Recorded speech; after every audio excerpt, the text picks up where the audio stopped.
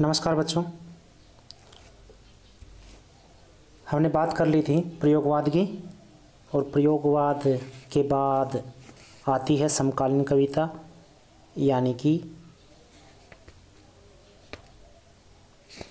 जो कविता स्वतंत्र भारत में लिखी गई, यानी कि मोटे रूप से कह सकते हैं 1947 के बाद, उसी ही समकालीन कविता कहा गया है। अब इसमें मैंने दो प्रश्न रखे हुए हैं। यहाँ पर आपको ये मानकर चलना है, ध्यान रखना है। आपके दो प्रश्न बनते हैं, एक नई कविता और एक समकालीन कविता।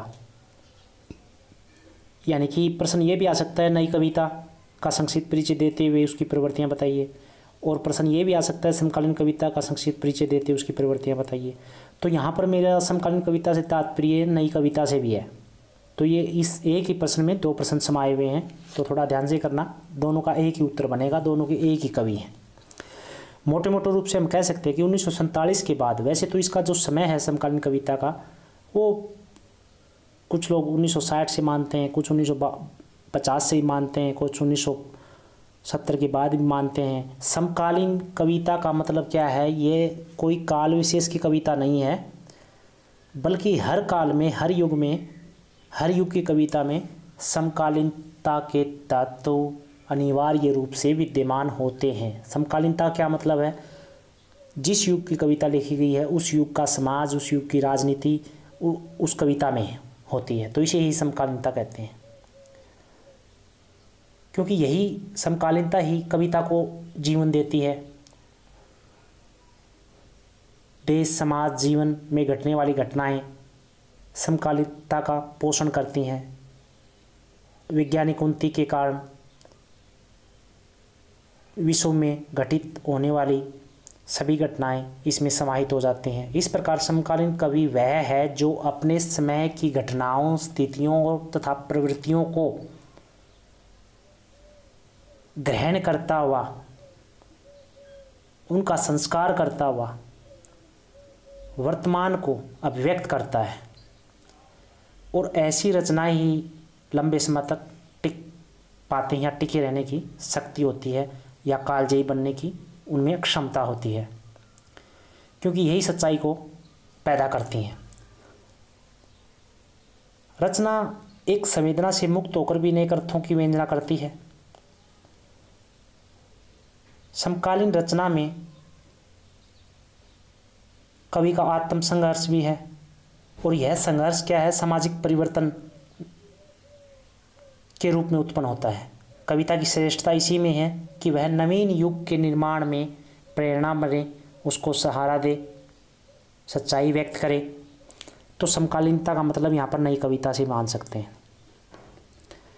अब समकालीनता या नई कविता की प्रवृत्तियों की परीक्षा करें, अगर देखें तो उनमें सबसे पहले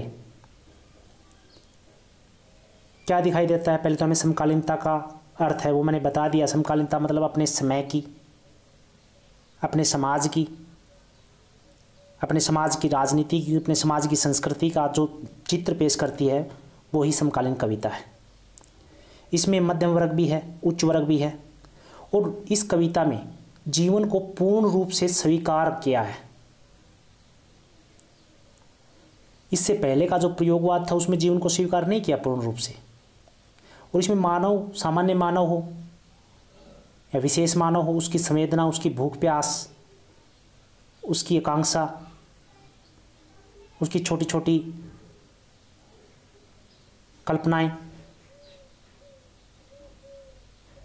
इस समकालीन कविता का विषय बनी है। इस कविता में अनुभूति की सच्चाई है। समाज की अनुभूति, कवि की अनुभूति बनकर ही यह कविता पैदा हुई है। वह कच्चे, यानी कि इन कवियों के लिए समाज कच्चे माल के रूप में आया है, और इस कच्चे माल को कवि ने अपनी कल्पना द्वारा, अपनी संवेदना द्वारा अभिव्यक्त किया है।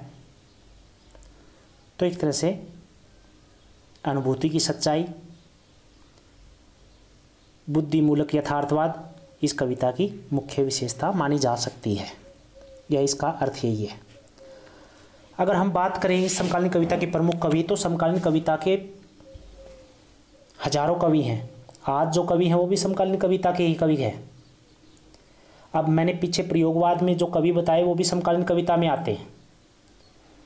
अब समकालीन कविता के कवियों के बारे में धर्मवीर भारती, नरेश मेहता, श्रीकांत वर्मा, गिरजा कुमार माथुर, और अब वर्तमान के तो कम से कम 10-15 नाम आपको याद होने चाहिए जो मैंने लिख रखे हैं। इसमें कौन से हैं? आगे धर्मवीर भारती, नरेश मेहता, नागार्जुन, मुक्तिबोध, कैलाश वाजपेयी, नरेंद्र शर्मा, श्रीकांत वर्मा, रमाकांत सहाय। तो ये नई कविता के कवि हैं। अब इन कवियों की कविता में जो प्रमुख विशेषताएं हैं वो हमको बतानी है। तो सबसे पहले इसमें वही अगला जो पहले प्रश्न बताया था वही बनेगा। इनकी प्रमुख प्रवृत्तियां हम अगले पॉइंटों में तो अब हम अगले पॉइंट में बता रहे हैं समकालीन कविता। सबसे पहले है सामाजिक चेतना। तो मैंने बताया ना, जो प्रयोगवाद की सामाजिक चेतना थी वो समाज के प्रति नहीं थी, व्यक्ति के प्रति थी, लेकिन इस कविता की जो सामाजिक चेतना है समाज के प्रति थी। इन कवियों ने समाज को देखा और उसमें व्याप्त असंतोष को, शोषण को, नफरत को, विद्रोह को अपनी कविताओं के माध्यम से व्यक्त किया और इससे पार पाने का रास्ता भी इन्होंने बताया है। तो एक तरह से इसमें सामाजिक चेतना पूरी तरह से विद्यमान थी और सामाजिक चेतना भी इन्होंने सच्चाई के साथ प्रस्तुत की।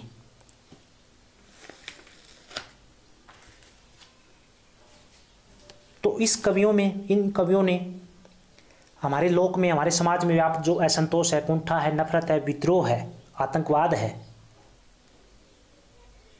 नारी विमर्श है, दलित विमर्श है, आदिवासी विमर्श है, नगरीय जीवन है, हमारे मूल्य हैं,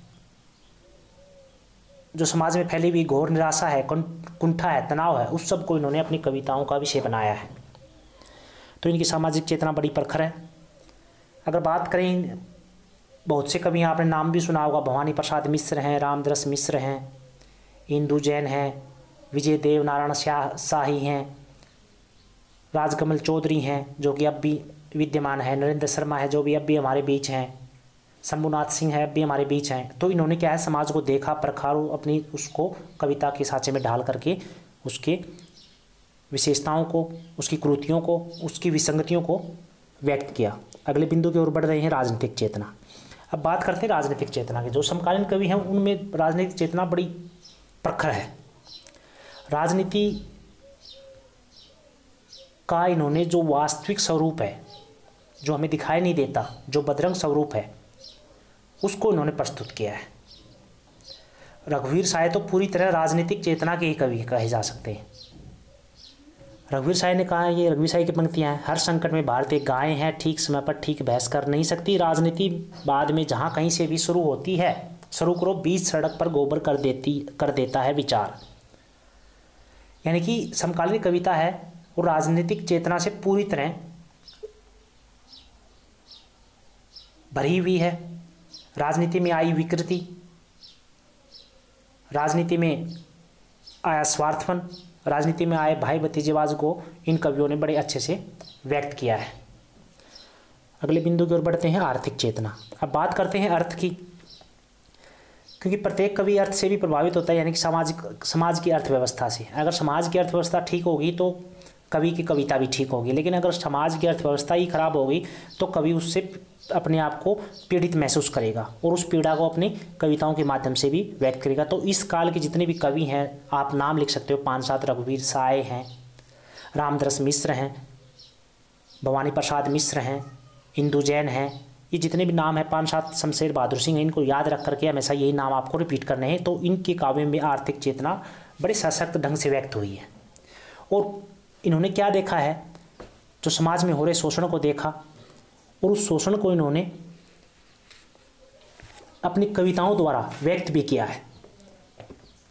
तो कह सकते हैं कि इसमें लोक जीवन का जो आर्थिक पक्ष है वो भी निखर कर सामने आया है।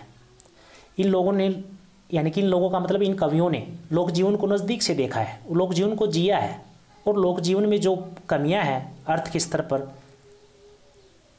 उनको भी इन्होंने अपने काव्य द्वारा अभिव्यक्त किया है।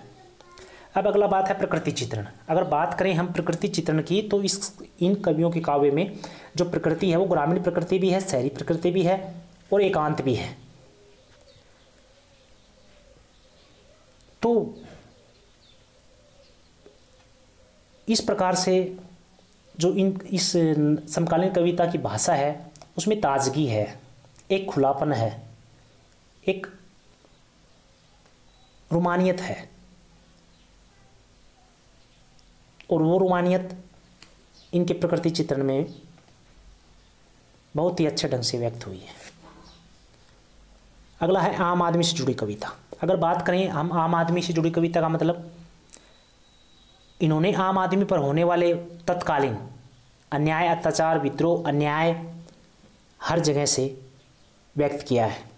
अब लिख सकते हैं, आप देख रहे हो, धूमिल ने कहा कि एक आदमी रोटी बेलता है, एक आदमी रोटी खाता है, एक तीसरा आदमी भी है जो न रोटी बेलता है, रोटी खाता है, वह सिर्फ रोटी से खेलता है। आप भी देख रहे हो, यही स्थिति आज वर्तमान में भी है।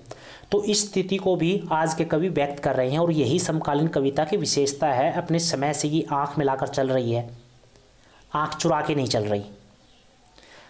अपने समय के हर कदम से कदम ताल करके ये अपने को बना रही है और अपने को पोषित भी कर रही है। तो इस प्रकार से हम कह सकते हैं कि समकालीन कविता में समकालीन मनुष्य के दुख दर्दों को बड़े ही अच्छे ढंग से और प्रामाणिक ढंग से व्यक्त किया गया। अब अगला है व्यंग्य की प्रधानता। इससे पिछले काल में भी व्यंग्य था, इस काल में भी व्यंग्य है। तो इन कवियों की खास बात क्या है कि इन्होंने अपने समाज को देखा और समाज की राजनीति को देखा, धर्म को देखा, बुराइयों को देखा, मूल्यों को देखा, शोषण को देखा, और इन सब चीज़ों को इन्होंने किस रूप में व्यक्त किया? व्यंग्य के रूप में, कटाक्ष के रूप में। अर्थात बड़ा तीखा व्यंग्य किया इन्होंने राजनीति के ऊपर, समाज के ऊपर, समाज की गली सड़ी मान्यताओं के ऊपर। तो एक तरह से ये भी इस काल की प्रमुख विशेषता है।